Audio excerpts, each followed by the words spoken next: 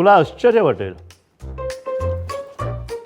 पण मनू जेव्हा बोलायला लागली ना, तेव्हा सगळ्यात आधी काय म्हणाली असेल माहितीये?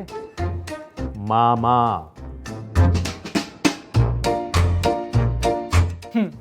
काय पण.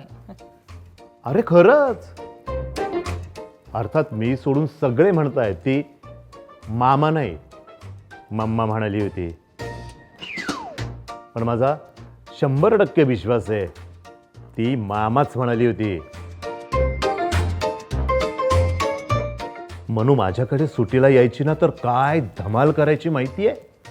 बोरं, चिंचा, कैऱ्यांसाठी काय काय हट्ट करायची.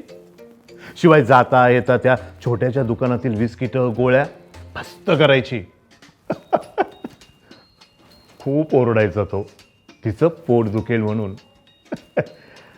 हां, अर्थात आमची मनू हट्टी आहे, पण आगाऊपणा नेवर, बिलकुल नाही.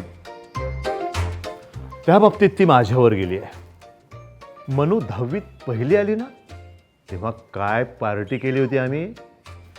अरे एकदम रॉक ऑन.